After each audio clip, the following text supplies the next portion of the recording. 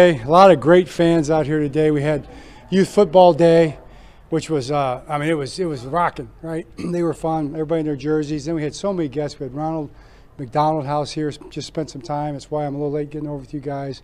We had visitors from other countries here. We just had a lot of great people here. It was really neat. Had a young Ravens fan who I got my brand new Play Like a Raven hat. Did you like those hats? I don't know if you noticed the new Play Like a Ravens hats that we requested, that New Era got us, and the fan asked me for it. Couldn't say no, you know, from Ronald McDonald House, right? So just really a lot of fun over there. So good day, a lot of work done. I thought we made strides today. We got better in a lot of areas today. Tomorrow the pads will be back on, so that'll be a test so we can operate with the pads back on. And we'll be at the stadium, so that'll be part of it too. So that'll be a big one for us. So what questions do you have? What does it mean to have all these kids out here? I mean, you provide the uniforms. I mean, the energy that they bring. I mean, it was pretty special. Pretty special. I mean, Steve does a great job. You know, Steve and Renee both are supporting all kind of causes, and youth football is one of them. And knowing that football is alive and well, and that parents feel like it's something that's valuable for their kids, you know, that's pretty cool. Just seeing the enthusiasm and the fun that they're having. It's what we're about. We're sports. You know, we're supposed to have fun and connect with one another. So it was neat. You guys made the move on Hoyland. Why was now the time to do that? You know, it's probably more about roster than anything else. We definitely weren't planning on making a move. We were planning on John being there at least for one game, maybe two games, maybe all the games, depending on how it went. Because, you know, I mean, if you're the drafted kicker, you certainly have the edge, right, Childs? But we wanted to keep the pressure on both of them too, and he was doing a good job and kicking well enough to earn a spot on the team. But we just had roster needs right now. We just needed some certain positions, tight ends, receivers, and running back. So we felt like we had to do it. Not that we couldn't bring him back if we get the opportunity or we need to. Does it even solidify Luke even more going forward? I don't know if you can really equate it that way. I think he's just going to stand on his own. You know, he's kicking well enough to win the job. I mean, he had another really good day. This morning they went over to the stadium and he made them all. So, you know, that's all good, but as we know, it's going to be the games. You know, that's going to mean the most. It's getting late, I know. You smell the dinner, yeah. John, can you go over the roster? Ernest Johnson, did you guys sign him? We did. Okay. You know, you're going to have to help me. I'm not going to be able to list them off the top of my head, but Ernest Johnson signed basically during practice. So he gives us another running back because our other running back, you know, we have a concussion there right now, so we want to make sure we have enough guys. And he's a proven guy, you know, in the league. And then brought a couple tight ends in, you know, to bolster us there a little bit. And we're working receivers out too, you know, because you've got those guys with the different leg things. You want to have enough guys because we still want to have good practices. So you just got to balance your roster, camp roster. Sorry. There's been a lot of high praise for Jair Alexander, not just from what he brings from a playing perspective, but his personality, his energy. So can you talk a little bit about that, what you've seen from that standpoint? Well, he's full of energy. I mean, he's in the weight room at 6 o'clock every morning, so and he's lighting it up and bringing energy. You know, he's just that kind of a guy. But here's an example. So I showed a clip today where one of the young receivers or one of the young DBs got an interception before the day off. And he didn't run it back to the house. And we had been showing these clips of all of our guys, Ed Reed and Dwan Landry and all these different guys, Jimmy Smith picking it off and making good runs and stuff like that. And, you know, we want to encourage our guys, and he didn't run it out. You know, I just told him, I said, man, you know, what a guy like me, who was not a good player, would have given to be in an NFL practice. You know, if I'd have gotten an interception, I'd definitely be running that thing back to the house, you know. So Jair, did you see what he did? He picks one off on the sideline. And when we got this field's run this way, then we got another field run this way. So instead of running it back that way, he went on the other field and ran it all the way back.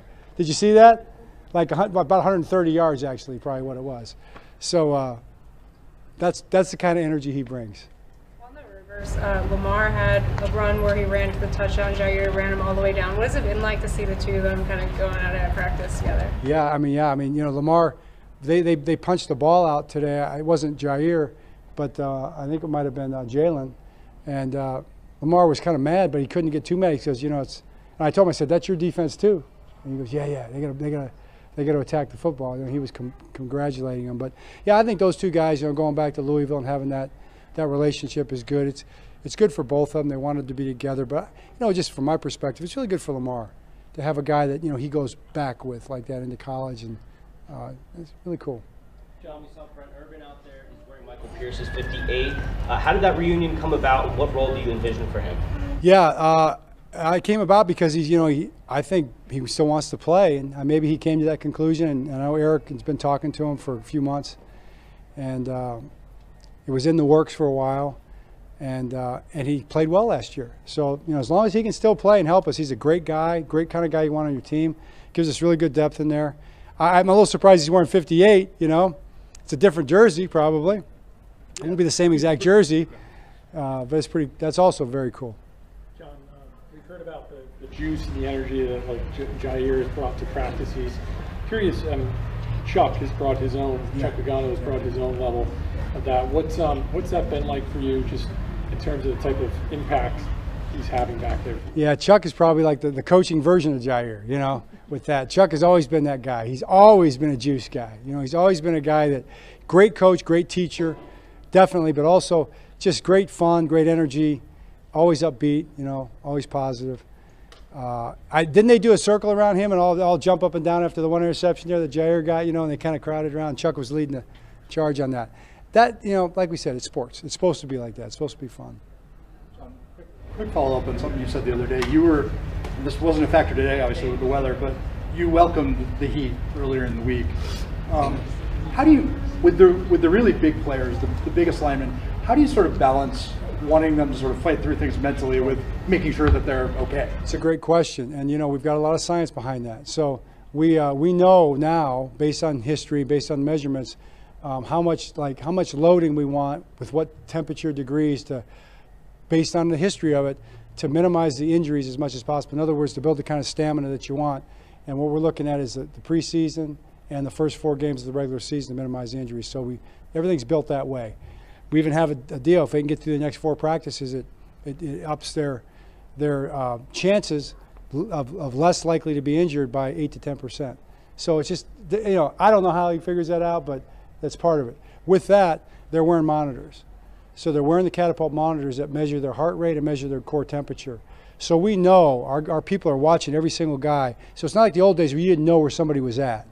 Now we know where they're at. So we actually know if they can, if they can handle it or not. And we haven't had anybody get to the point where they can't. We've had some guys throwing up and things like that, but they haven't been to the point where they couldn't, they were in any kind of trouble. So, we just have to trust the science with it.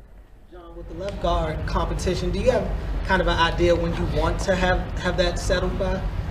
Yeah, I want to have it settled now today, and but I think we'll know by the end of this next game probably. Andrew's got the lead. Andrew Voorhees is in the lead. Something would have to change, but Ben is. I will say Ben, he'll tell you first 3 or 4 days didn't look too good.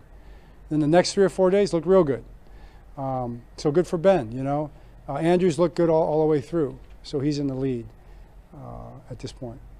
We didn't see Devontae Walker out there. Is he dealing with anything? Yeah, he's dealing with a soft tissue deal. Just wanted to make sure he's okay. He's put a lot of mileage in. A couple different guys like that. You just kind of want to ease him up a little bit at times.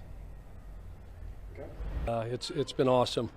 We got such a special group, great group of guys, coaches and players, and it's a ton of fun. Super easy. Football characters off the charts. Yeah, they love ball, so it's been a blast. How much easier is it, Coach, having all that talent? Yeah, when it's like, life's a lot easier, and we've got a ton of it back there. But the thing about it, they work, and the plays they make today, the plays they've made in their careers to this point, is because of their preparation, the time that they put in, weight room, off season, film study, walkthroughs, doesn't matter. So they come out here, they know how to prepare. They're great pros. Kane, Reed, and Lowry, the 3 safeties were kind of vying for roles in the team. What did you say, Sam? Kane, Reed, and Lowry. Yeah, they're all doing a great job. Again, when you have as much talent as we have in that room, top to bottom, and the young guys that have come in have shown the ability to grasp, the scheme.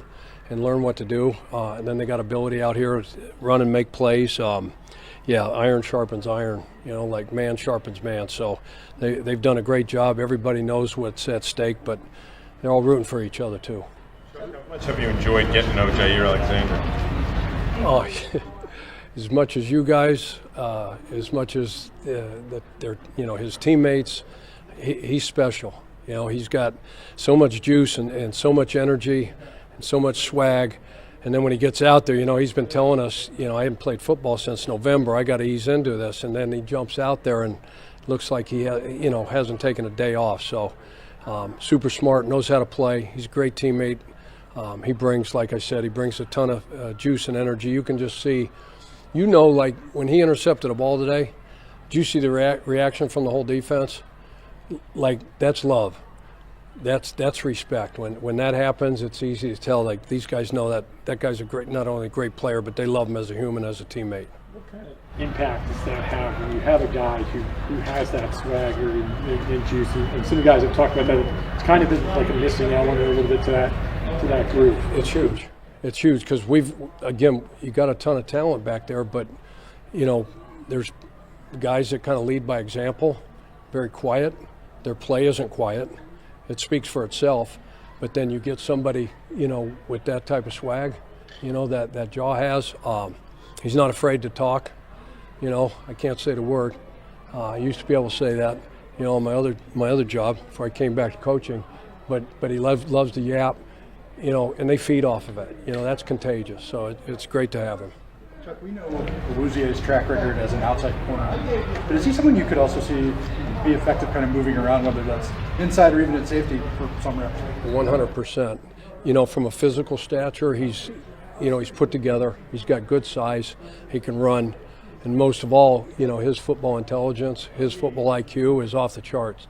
So we've worked him in there a little bit, dime backer. I don't know if you guys have noticed that. So he's certainly a guy that he's a quick study. He's played for a long, long time, so he understands. He knows how to play. He's always in the right spot. So you get in a pinch, you can't have enough guys like Cheeto that have versatility, position flex like that. So that's a bonus for us for sure. There in the secondary. What can you do? What's kind of your focus on trying to get those down? In what sense? What do you? Just is there something you focus on as far as trying to get them as far as communication, gelling, anything? Is there anything specific like drills or how you talk to them? Trying to get that. Yeah, it's even like they had Friday off. We're back at it today. So Thursday night, Jaw had a DB night at his house, Jair. So everybody went over there. So developing those relationships, developing that brotherhood. It's like goes way beyond anything when we walk in here. They're always communicating. They're always talking. They get a feel for each other. But when you build that relationship like that, and that becomes much deeper than just showing up to a 9 to 5, show up, do your job, and then leave here. That goes a long, long way. Is there anything with Nate Wiggins that you're emphasizing to help him take his game to the next level? Yeah, just consistency. Because we've seen him, from a talent standpoint, the measurables are there. He can run with anybody in this league. It's just consistency, being able to play at that level, down after down. And then year 1 to year 2, we all expect a big jump just from I think the game's really slowing down for him from a mental standpoint. He's starting to get all the calls down. So now it's going to be, okay, what's the down and distance? He's going to understand that. What's the personnel in the game? What's the formation? He's going to be able to dissect and diagnose instead of worrying about, okay, what's my job on this call? He's already got that down. So now it's like he's figured out 3rd and 8. It's one of these 2 plays based on the personnel, based on the formation, motion, and all those kind of things. So just consistency. Talked to a couple of the defensive guys. They've all talked about emphasizing more turnovers. We saw a few today. What are you kind of doing, and the coaches trying to do to maybe get more turnovers? Yeah, so it starts with the head coach obviously, and then Zach. We talk about that every single day. The ball is everything. Besides the final score, takeaways determine win-loss more than anything else. You're +2, you're +3, you're going to win. You're +3, you're going to win 92% of your games. So we drill it, we talk about it, we show tape. Zach's done a great job of going back and finding all the turnovers and takeaways. Every one of Ed Reed's, Ray Lewis, those defenses from when John first got here in 2008. So he's showing our own guys making plays from practice. So when you see it, you talk about it in the room, you go to practice, individual drills, we're working turnovers all the time, we're talking about it, and then you have a day like today, where you get 4 or 5 interceptions, guys are getting their hands on the ball, pass breakups, those kind of things. Again, it just becomes kind of a feeding frenzy, if you will. The coach will be here in a couple days for joint practice for you. Will be some emotion seeing the horseshoe helmets here? No, it'll be great. Not many players left on that squad from when I'm there, but a bunch of personnel guys, front office people, ownership, obviously. Carly and Kaylin. I don't know if Casey will come, so it'll be great to see a lot of familiar faces. Chuck, you talk about iron sharpening iron. What have you seen out of this Ravens receiver group that's really testing your secondary? There's a ton of speed. There's a ton of athleticism. Greg Lewis does a great job with that group. They run great routes. I mean, they're explosive. They are super fast, super explosive. It's like, Zay Flowers got feet like a shorebird. I mean, it's almost impossible to get a hand on some of these guys. Little Wade, I mean, those guys are so quick at the line of scrimmage, and again, their route running, just the competitive nature. And it reminds me, I go back to college to my Miami days. We were so talented on both sides of the ball, and those guys competed at such a high level. By the time game day came around, it was like easier, just because of how competitive those guys are. All right, thank you, Coach. Thank you. Appreciate it.